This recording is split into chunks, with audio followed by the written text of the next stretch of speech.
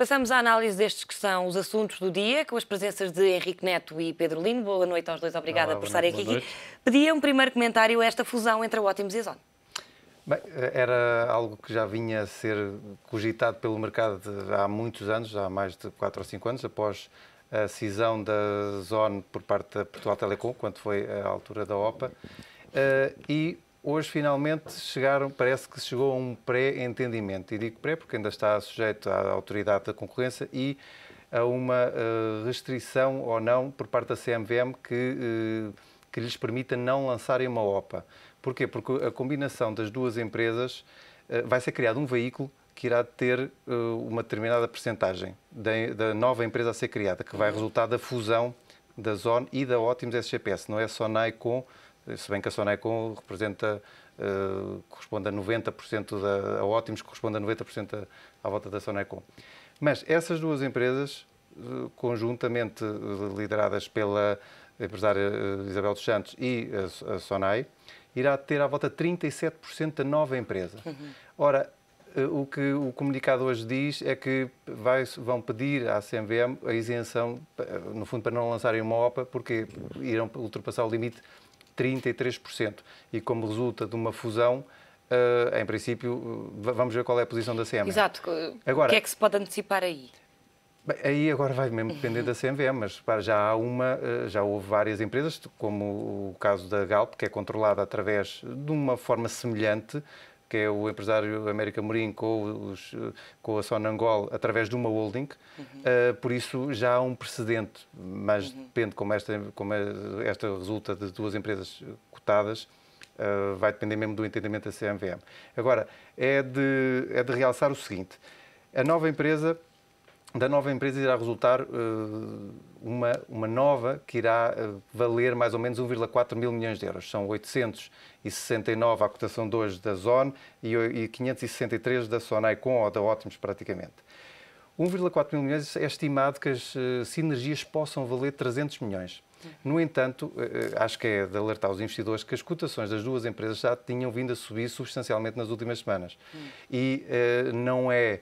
As pessoas têm que ter cuidado quando olham para os valores e quando pensam que a nova empresa pode valorizar 20% ou 30% ou o que for, porque há ganhos que já estão incorporados. Por isso, há que olhar também com alguma precaução. É um facto que é positivo, é um facto que as ações irão valorizar, mas há que sempre ter as devidas cautelas. Peço-lhe também um comentário a esta notícia avançada pelo Económico. Bom, é uma notícia que faz sentido, na medida em que é uma consolidação de um setor que pode criar uma concorrência efetiva, que já existe de alguma maneira, mas pode aumentar a concorrência em relação à PT, não é? A nota apenas desagradável para os investidores, que estão hoje mais distraídos, de que alguém sabia que isto ia acontecer na medida em que as ações da Zone têm vindo a subir ao longo da última semana, e desde que Goldman Sachs fez referência positiva a esta fusão. O que quer dizer que Goldman Sachs muitas vezes sabe mais do que nós em Portugal do que se passa nas empresas portuguesas cotadas na Bolsa, não é? O que é talvez não surpreendente. Vamos agora avançar para estas questões das privatizações. A verdade é que, ao que tudo indica, o Governo conseguirá aqui mais dinheiro com a ANA do que com a TAP. Pergunto-lhe como é que isto acontece. A TAP é aquela empresa que toda a gente diz ser. Qual é aqui a diferença entre as duas empresas para, no caso da ANA, a privatização acabar por ter um encaixe significativo e, no caso da TAP, não? Bom, isso já se sabia. É evidente, a TAP praticamente sabia-se que vale muito pouco do ponto de vista de valor capital, do valor contabilístico da empresa, não é? Sabia-se isso. A TAP todavia tem muito valor, pelo menos na minha estimativa, como valor, digamos, sentimental, se quiser, para os portugueses. É uma companhia aérea que tem muito tempo, com quem os portugueses se identificaram durante décadas, e que presta um serviço, a meu ver, inestimável com a versão atual, ou seja, com a versão de transformar Lisboa num hub relevante do transporte aéreo, nomeadamente para a África e para a América do Sul. E, portanto, do meu ponto de vista, é um pouco escandaloso que possa, e eu espero que isso não aconteça, ser vendida, enfim, ao único concorrente que está no terreno e cuja credibilidade não é muito forte e que tem vindo a fazer operações quase sempre de graça, não é? O que, a baixo custo. Não é a primeira vez que isso acontece e, portanto, eu acho que o governo português deveria colocar o problema à União Europeia, porque a empresa precisa de algum dinheiro e a União Europeia não permite que o governo possa injetar dinheiro na empresa. Mas penso que a União Europeia deveria ser sensível ao facto de um mercado, neste momento, estar numa situação, enfim, um pouco incentivadora de vender a empresa, no sentido de adiar, pelo menos, a venda até que as condições do mercado fossem melhores e houvesse mais concorrentes. Porque com um único concorrente é evidente que vai haver um debate político muito forte. O principal partido da oposição é contra a operação e, portanto, seria de bom senso não fazer a operação nestas condições. Então, e até lá o que é que acontece? Estou a falar da TAP. Da TAP. Da ANA já a situação é muito diferente. Não, mas antes da ANA, o que é que acontecerá à TAP se, entretanto, entrar nesse processo de não venda, no fundo? A empresa não precisa desesperadamente de Pois, aí de tem capitais havido, precisa de capitais, nomeadamente porque confirmou a compra de um conjunto de aviões, não sei exatamente, mas deve rondar por aí na casa dos 3 mil milhões de euros. Bem, sei que é para pagar devagarinho, mas é uma responsabilidade bastante grande que provavelmente não deveria ter sido assumida daquela maneira. Até porque não era difícil comprar aviões nas condições atuais do mercado, se a curto prazo, relativamente curto prazo, ou até alugá-los, se houvesse uma necessidade de tráfego, o que não me parece ser evidente. Portanto, a TAP, com o BES, criou uma operação de compra desses aviões e o BES está quase sempre em todas estas questões, é um outro problema que nos deveria fazer pensar. E provavelmente não deveria ter feito, não é? Para permitir realmente adiar, porque era previsível que não ia haver concorrentes ou que só haveria concorrentes em condições muito desfavoráveis para o país, quer do ponto de vista da tradição que a TAP tem na nossa vida de todos os portugueses, mas também por a importância que tem na economia. Já lá vamos à Ana. Pedro Lino, esta questão da venda ou da suspensão da venda. Eu tenho uma visão ligeiramente contrária à do engenheiro Henrique Neto por uma razão, ou várias razões. Esta empresa tem sido utilizada pelos políticos ao longo dos anos como arma de arremesso uns contra os outros. Depois tem sido utilizada também pelos próprios trabalhadores, uns que são mais diferentes do que outros, e refiro-me, claro, aos pilotos, porque houve um ano que tiveram aumento e o outro pessoal de terra e outro pessoal também que voa não teve, ou seja, há claramente uma distinção entre os trabalhadores da TAP e isso é algo que não devia haver. E depois somos sempre confrontados com chantagens. Ora, isso é algo que os governos, depois, mais cedo ou mais tarde, é utilizado contra eles. Porque é que não se para uma greve de pilotos? Porque é que se para? O que é que se há de fazer? Ora, eu acho que é bom o Estado... Eu acho que o Estado deve ser apenas regulador. Não deve estar a intervencionar a empresa. Porquê? Porque de 4 em 4 anos nós vimos, por exemplo, N empresas que de 4 em 4 anos, quando há as eleições, há uma série de mudanças nas empresas públicas. E esta questão do sentimentalismo, eu percebo a TAP, eu vou na TAP, adoro a empresa, é a única que vou, mas esta questão do sentimentalismo tem-nos custado caro aos portugueses. E estamos a falar, neste momento, de 1,5 mil milhões de euros de dívida, que é quase 0,9% do PIB. Isto custa dinheiro. Não custa porque o Estado, neste momento, não pode injetar dinheiro na empresa. Mas à custa do quê? À custa de não permitir que a empresa cresça. Os novos aviões vão permitir rotas, eventualmente, para o Oriente, para a África, reforçar algumas ligações. E é essencial uma empresa como a TAP que possa crescer. Infelizmente, temos que pensar, bem, mas porquê que só apareceu um concorrente? Bem, tem problemas com os trabalhadores, tem um passivo muito elevado, é uma empresa que é muito politizada e há muita gente que não se quer meter nisto. Concordo com o engenheiro. É um processo que tem que ser, acho que, bastante supervisionado. Acho que os partidos todos deviam ter a maior informação possível. O processo tem que decorrer com uma transparência ainda superior aos outros, se é que é possível. Todos deviam ser transparentes. Porquê? Porque só há um. Mas o facto de só haver um indicia que é uma dificuldade para o Estado vender uma empresa destas. Porque a empresa foi minada ao longo do tempo. Eu acho que durante muitos anos os pilotos da TAP tiveram aquele sonho de ficar com a empresa e fizeram tudo o possível para ficar com ela. E isso custou-nos a nós, aos portugueses, por causa das greves, mas também custou aos portugueses porque se calhar o valor da TAP foi minimizado face ao que poderia ser.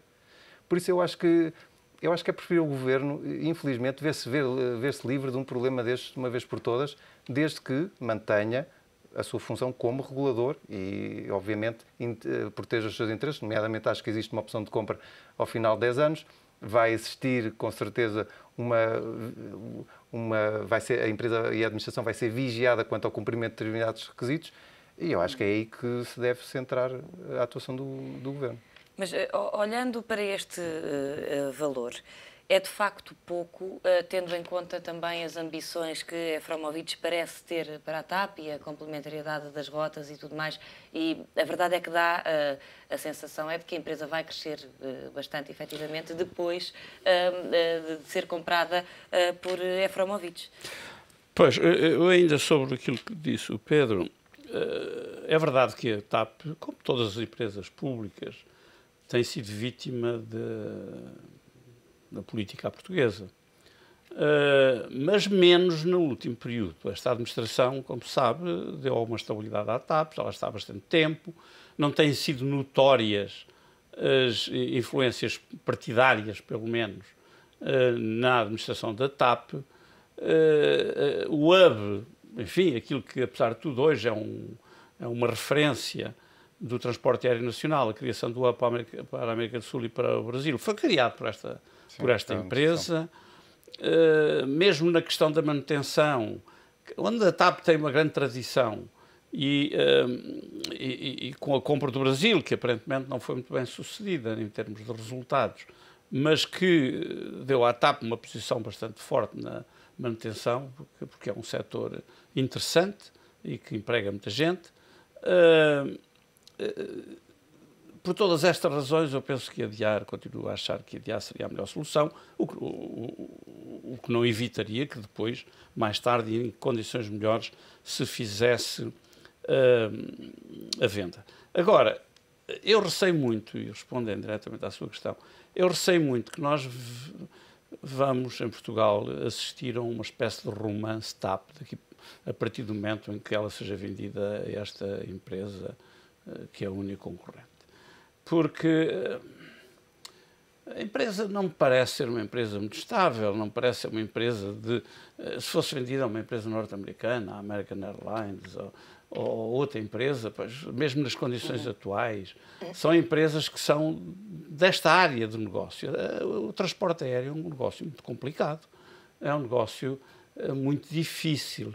E eu tenho receio que a empresa que está compradora da TAP tenha, enfim, vindo a criar o seu grupo empresarial muito à conta de apoios exatamente políticos nos países onde está, nomeadamente no Brasil e na Colômbia.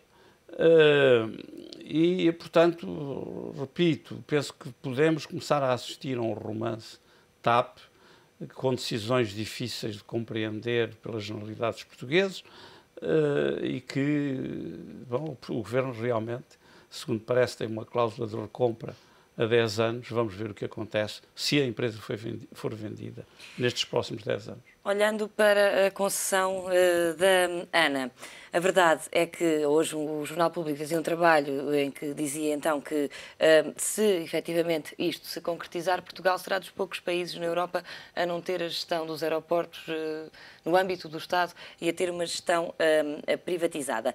Pergunto-lhe se efetivamente a venda da ANA é uma decisão, no fundo, estratégica ou é pura e simplesmente porque Portugal precisa de dinheiro e aqui está um bom ativo? Bem, nós nos últimos 15 anos fomos vendendo anéis após anéis. Os portugueses têm que perceber que neste momento não há muito mais. Havia a Caixa Geral de Depósitos, que é um pouco polémica, mas o que é que sobra mais? Não há muitos mais ativos que possam ser vendidos e nós precisamos de dinheiro. Ora, isso responde à segunda parte, que é, por um lado, é com certeza um motivo económico. Estamos a falar de uma empresa que vale pelo menos 2,5 mil milhões de euros ou 1,5% do PIB. É dinheiro, se bem que uma parte será paga através de concessão para abater ao déficit, se tudo correr bem este ano, mas mesmo assim é dinheiro e nós precisamos disso como pão para a boca, infelizmente, porque senão estaríamos sempre dependentes. Agora, eu mais uma vez não me escandaliza ver as empresas todas privatizadas, desde que exista um Estado regulador e que controle. O problema aqui é, se não há uma regulação efetiva, se não há uma supervisão do que é que as empresas fazem, por exemplo, há um dos consórcios, creio que é a Fraport, que prevê baixar, ou está numa das cláusulas que prevê baixar as taxas para o aeroporto da Madeira. Existem uma série de fatores que depois têm que ser vistos e analisados se estão a ser implementados ou não. Mas a mim não me escandaliza nada os aeroportos serem privados. Por um lado, porque o Estado agora vai encaixar um bom montante. Por outro, acho que se foram estas empresas que ganhem, são empresas com competência reconhecida internacional na gestão de aeroportos, independentemente de o Estado privatizar praticamente todos os aeroportos que existem. Infelizmente, acho que o de Beja, que é o que é o último, acho que ficou de fora, também devia ir, porque é o único que nos vai dar prejuízo. Mas acho que são empresas reconhecidas que vão gerir, e acho que vão gerir de uma forma bastante eficiente. E olhando para estes candidatos, há algum que lhe pareça que fosse mais adequado ficar com a gestão? Bom, neste caso, muito diferente do que seria a minha opinião em relação à TAP, não vejo problema nenhum que os candidatos sejam europeus, não é? Veria muito mal se fosse um candidato espanhol, devo dizer, não por razões que não sejam meramente económicas, porque Madrid e Lisboa estão demasiado perto, são fortemente concorrentes. Agora, uma empresa alemã, uma empresa francesa do setor, não me custa nada aceitar, bem pelo contrário. E, neste caso, há vários concorrentes. O processo deve ser transparente, e espero que seja. Há realmente um encaixe financeiro relevante, não é? Bem, sei que... E, por outro lado, os aeroportos não se mudam, não é? A TAP podem acabar voos, pode acabar o hub, o novo dono da empresa pode fazer montes de coisas desagradáveis para Portugal. Os aeroportos estão cá, os aviões estão cá a aterrar, quem comprar os aeroportos tem todo o interesse em cobrar, fazer vendas. Fazer vendas quer dizer ter mais voos, ter mais tráfego. Poderá sempre pôr-se a questão, se for uma empresa alemã, se em certos casos não favorece Frankfurt ou outro aeroporto alemão. Mas eles já estão tão, longe, digamos, tão ocupados, já têm tanto tráfego, que a probabilidade é que seja a inversa que possa acontecer para um aeroporto que, apesar de tudo, ainda pode crescer alguma coisa. Portanto, neste caso, eu não vejo com grande preocupação, para além de que o processo deve ser naturalmente transparente, enfim, bem conhecido, e que a decisão seja conhecida e seja, digamos, aceita. Não é? Já temos pouco tempo, queria ainda abordar a questão da União Bancária. Foi um passo importante para estabilizar a crise no euro ou ainda faltam muitos outros? Eu acho que foi um passo importante para combater uma ineficiência que veio desde a fundação do euro, porque na verdade temos 17 países que partilham a mesma moeda, mas depois em termos de supervisão cada um olhava para o seu quintal e não podia ser. E o que ficou patente nesta crise é que é necessário um sistema financeiro e um sistema bancário que seja também supervisionado por uma entidade. Felizmente é o BCE, porque ainda se pensou em criar uma nova autoridade, é o BCE. Mais uma vez, praticamente todas as decisões foram foi a Alemanha que as impôs, o François Hollande queria uma supervisão já em 2013, mas percebeu-se pela complexidade que só em março de 2014 é que isto pode estar finalizado. Porquê? Porque temos que lidar com falências de bancos, temos que saber como é que se vão desmantelar bancos que são demasiado grandes, ou mesmo os mais pequenos, mas que tenham falta de capital, como é que se vende, como é que se liquida, quem é que assume o prejuízo. Mesmo o Fundo de Garantia e Depósitos Europeu, que é para lá que estamos a caminhar, quem é que vai financiar? Quais são qual é o montante?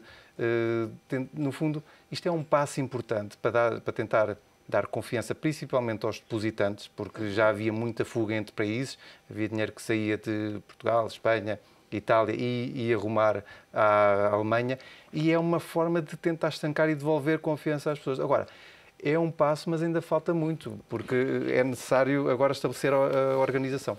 Muito rapidamente, para Portugal, o que temos a ganhar? Bom, digamos, é o clima de confiança que pode, idealmente, fazer reduzir os juros, aumentar o nível de crédito ao país e às empresas portuguesas, etc. Só que, como o Pedro também disse, digamos, o rabo ainda vai ser muito complicado, porque, por exemplo, duas questões. Uma é o que fazer se um banco entrar em ruptura, não é? Se não for um banco, se forem 3, ou forem 5, ou forem 10, dos 200 que estão previstos. O que fazer em relação a isso? Não é uma questão de aritmética, não é? É uma questão de dinheiro. E quem põe esse dinheiro, portanto, toda a credibilidade do sistema... Claro que isto é um passo positivo, mas a credibilidade do sistema está nas decisões seguintes. Um outro objetivo, tanto quanto eu posso perceber, é, de alguma maneira, não haver clivagens tão grandes nos juros pagos pelas diferentes empresas dos diferentes países, criando uma diferenciação muito grande nas economias. Portugal, para concorrer com a Alemanha, já tem dificuldades. Se os alemães pagam juros zero e nós pagamos 6, ou 7, ou 8%, é evidente que não é possível concorrer com isso nenhum. E, portanto, vamos assistir, mas aqui positivamente, ainda a um diálogo bastante longo, até que o sistema esteja operacional, como foi dito em 2014. Aliás, era difícil fazer uma coisa destas assim à pressa. Penso que teria sido positivo se a Europa tivesse decidido criar uma empresa de rating ou valorizar uma já existente, ou duas já existentes na Europa. Meus senhores, muito obrigada pela vossa presença e análise nesta Hora Económico.